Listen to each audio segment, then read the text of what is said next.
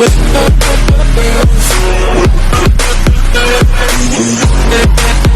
up, guys? It's your boy Turn to Ash. I am back again, and thankfully, guys, you know, I was out with the good old common cold. Guys, I haven't had a cold since like my sophomore year of college, which, if you don't know how old I am, it's been a minute. It's been a minute, guys, and you can still tell I'm a little coffee and a little sneezy, but I finally feel good enough to jump back in and make a video, guys. So I am back with some One Piece content for you guys, and today, hopefully you can understand me under my nasally, guys. It's annoying to me, so hopefully it's not annoying to you.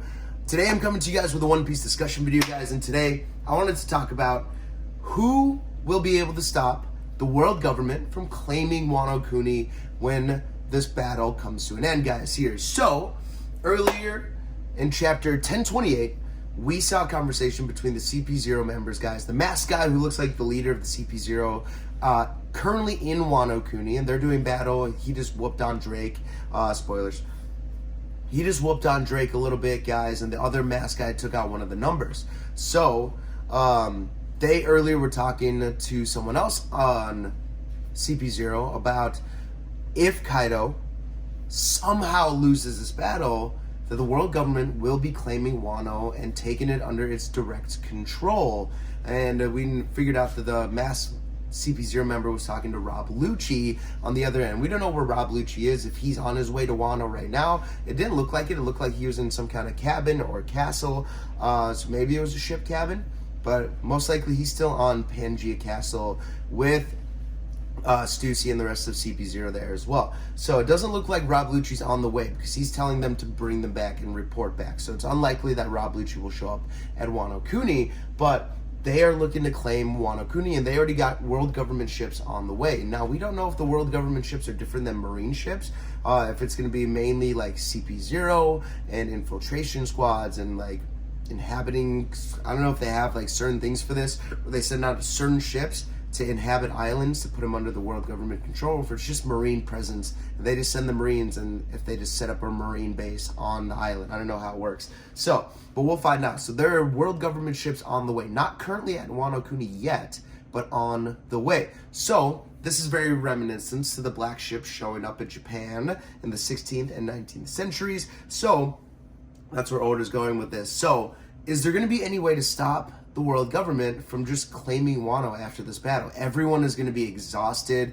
Kaido, we believe, is going to be defeated, maybe even killed at the end of this arc, or at the end of this battle with Luffy. Luffy's going to be exhausted. Zoro's already down for the count. Sanji's getting worked on. He's down for the count. Most of the samurai are either killed or down for the count, guys, as well. So who really is left to kind of ward off an entire government fleet coming to claim an entire island of strong individuals? And the world government's fully aware that everyone's going to be exhausted after this battle, but they're still not just going to be like, just send a couple ships, we'll be fine. No, they're going to send some heavy hitters to make sure that nothing goes wrong. So I think it's going to be a lot of CP0 members, maybe not a lot, but a good amount of CP0, maybe some other CP control like CP5 or CP4, or maybe even CP1. We've never seen what CP1 looks like, so that'd be cool to see like CP1 members.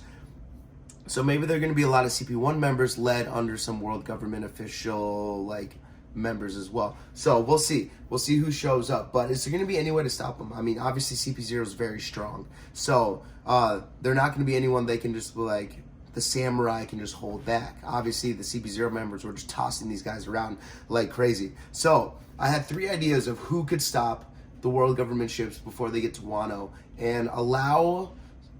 So pretty much my belief is that Wano will be under the Straw Hats affiliation, very similar to Fishman Island, and that'll be building Luffy's legacy of his controlled territory and making him a Yonko pretty much. If he's got 2 of like the biggest countries, the most well-known, not well-known I guess, but like you could say well-known. Wano's pretty well-known around the world for being like a place of strong samurai. They're just not affiliated with the world government. So pretty well-known. Fishman Island, which is like a hub for people crossing into the new world from Paradise. So Fishman Island under Luffy's control, and then Wano under Luffy's control. That makes him a huge threat to the world government. Even he's already a huge threat, but this makes it even more. Now his territory is building, his influence is building.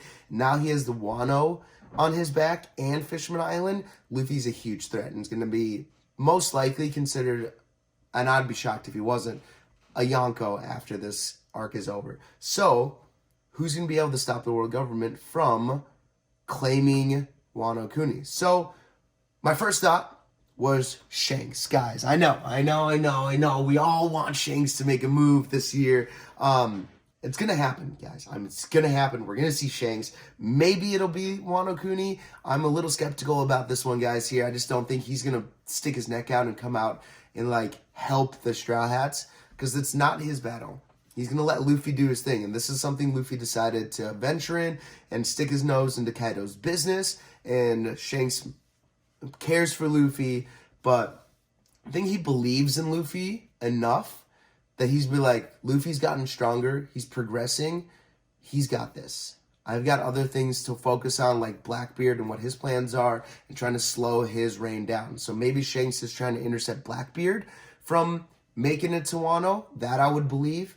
But we'll see. So Shanks was my first one. I think it'd be really cool for Shanks to show up in this kind of like one-shot, all these world government ships walk into Wano and then have a conversation with Luffy about Blackbeard, his schemes, and that he needs to be aware of what Blackbeard's doing and be careful on his way to Laughdale, because that's where he'll probably meet Blackbeard.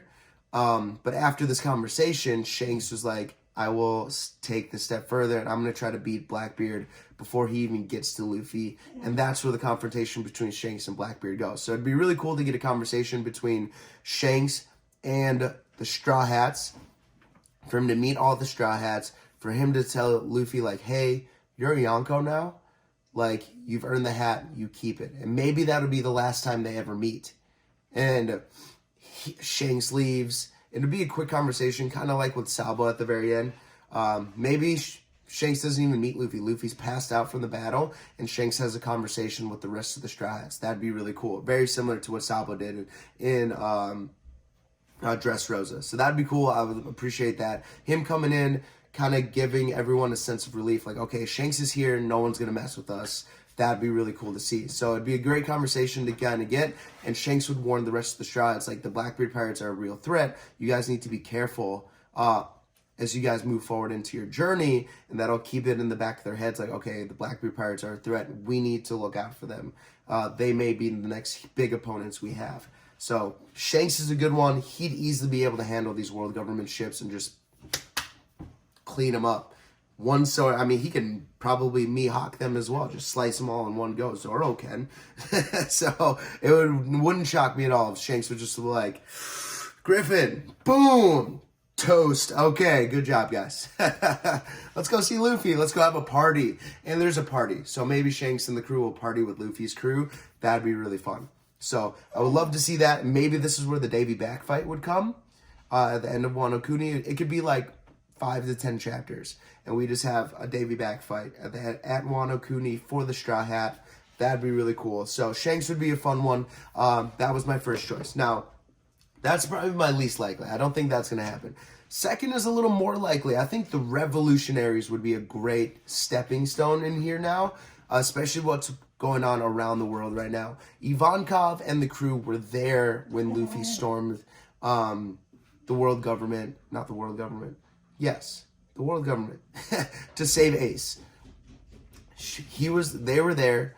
Inazuma and the rest of the people from Impel Down, they were all there, and they watched Luffy's desperate try to save Ace. So they are fully aware of how Luffy feels about his brothers, and they are aware of Sabo's relationship with Luffy now. So they know if Sabo's in trouble, Luffy's gonna want to be there. So it would make sense that the world government sends a fleet of ships led by Ivankov and maybe some other of these commanders to pick up Luffy and tell him that Sabo's in trouble and that they need the Straw Hats' help to save him.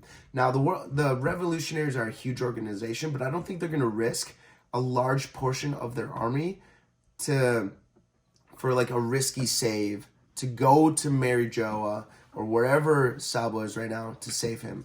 Dragon's got huge goals, and that's to topple the world government in total. He can't risk it all for one mission, because if it fails, then his power is gone, and this is all for nothing.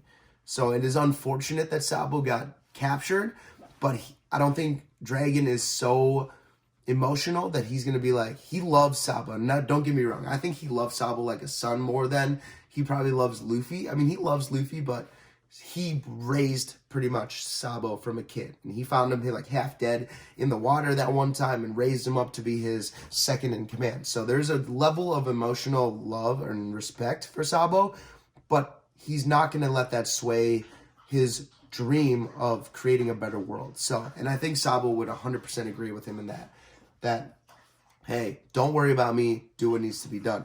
But if there was an infiltration mission, I've heard this a lot going around, guys, recently about if the world government has Sabo and some of the other commanders, would the Straw Hats invade Marijoa and save him? And I think that's a definite yes. So the revolutionaries are coming. They meet the world government ships. They take care of them, because it wouldn't surprise me that the world government is strong, but if there's a good amount of revolutionaries, that they'd be able to like at least push them away or blockade them from getting to Wano Kuni.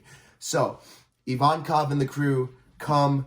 They hold off the world government. They eventually get onto Wano. They meet up with Luffy and the crew, and they tell them what happened to Sabo, and that's how we get the revelation of what happened during the reverie and what the next step will be, whether the Straw Hats join the revolutionaries, or maybe the revolutionaries like, hey, you're going to hear about this. Don't do anything stupid. We're already on it. Like, maybe they already have someone on it. Like, there's this certain person we don't know who's working with the revolutionaries, and they can get this done. They're going to go save Sabo. So, but it would be weird for someone else to save Sabo and not Luffy, but it also would be like too much of a flashback to the Summit War. So, we'll see. But that's definitely a good one. The revolutionaries coming in, for Luffy to be able to meet some of the other revolutionaries. It may be that the revolutionaries come, they get the Straw Hats, and they follow them back to Baka Kingdom? Wherever Ivankov's kingdom is. I can't think of the name right now. And that's where Luffy and Dragon meet for the first time. That would be really cool.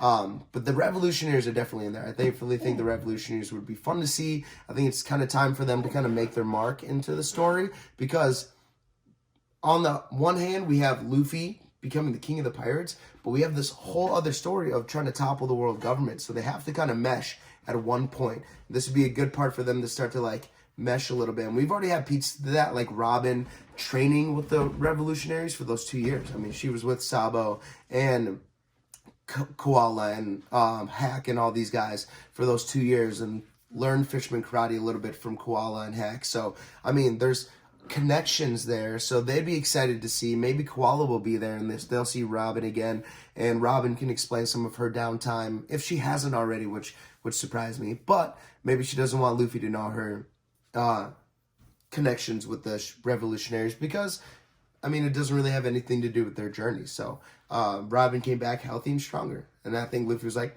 cool, welcome back. I missed you guys. So maybe that'll be a cool way to connect it. So the revolutionaries are the second choice. And the third and final one, guys, here I think is probably the most likely, is that Momo uses his new dragon powers to change the weather and pretty much make it impossible for the world government to get to Wano. Pretty much isolating it even further for now, until Luffy eventually changes the world and opens its borders up. So that'd be the cool one. And then that way, Wano still stays this unaffiliated island, but it is well known that it is under the Straw Hats' protection. And that eliminates the world government from trying to get to it, because now with the Grand Fleet, with Fisherman Island, with Wano Kuni, just like any Yonko Island, the world government's not going there willy-nilly, because you'll need some heavy hitters, guys. You need a couple of admirals to go with you guys just to be safe.